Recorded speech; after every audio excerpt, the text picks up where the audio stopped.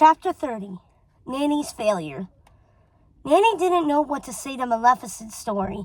The two were sitting in silence when Hudson entered the room. He carried a silver tray with a tiny scroll lying on it. "Excuse me, ma'am, but a message by Owl came just now.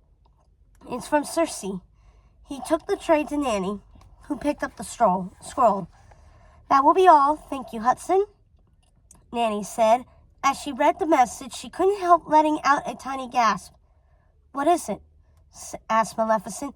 "Has she found the spell?" Nanny didn't answer at first. "What is it?" Maleficent insisted. "Yes, she's found the spell," Nanny replied. Maleficent smiled. "Then she is on her way to help us?"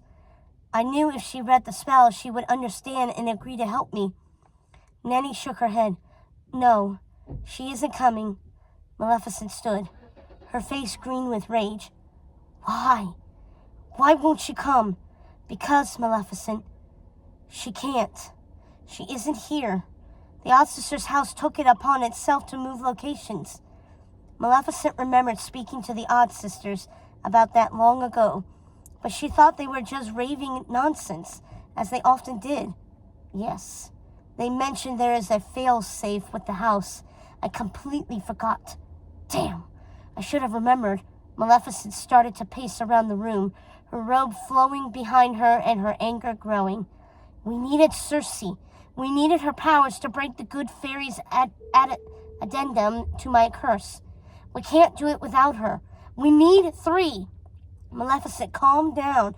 I still don't understand why you cursed your own daughter to die. And to be honest, I don't think anything you say to Circe would persuade her to help you with this. And I don't understand why..." Nanny stopped herself.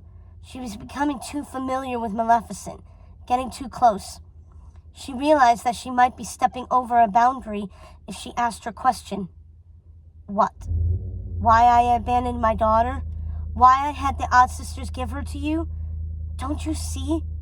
Do I have to lay it all out for you? Have you not seen what has become of the Odd Sisters over the years? Do you not detect a change within me? I know you do. I know you can feel it.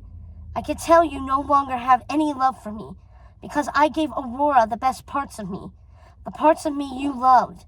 I gave them away. There is nothing good left within me. She has all of it. And before my heart became truly corrupt, before I lost myself entirely, I decided to give up my child. I felt myself slipping away by the day. I felt myself becoming cold and empty. I had no love for her. So I wanted you to have her. I wanted you to care for her. I wanted you to have the very best parts of me so that you could have your daughter back. But you gave her away. You gave her to those horrible fairies, even after everything they did to me. You hurt me beyond anything I'd ever experienced. Even when I thought I had lost you, even when I was alone for all those years, that pain was nothing compared to how I felt when you gave my daughter away to those horrible fairies." Nanny was heartbroken. "I didn't know. Oh, Maleficent, I'm so sorry. If I'd known the truth, I would never have given her away." Nanny looked at Maleficent with sad eyes, willing herself to have the courage to ask one more question. "Maleficent, I still don't understand why you cursed your daughter to die." Maleficent's eyes flashed with anger. "Oh, you know. Look into your heart. The answer is there. And if you truly don't know, then it is no fault of mine. You have the power to see time. You could have learned every bit of my story if you chose to. You could have helped me any time you wished." Nanny knew Maleficent was right. She could say nothing to defend herself. "You're right, Maleficent. I'm sorry, but we have to save your daughter now. You can't leave her sleeping in that castle forever. It's not too late to save her and yourself." "You truly don't know then? If you did, you wouldn't ask that of me. I can't let my daughter wake. Don't you see?" But before Maleficent could finish, she heard a choir of screams and gasps.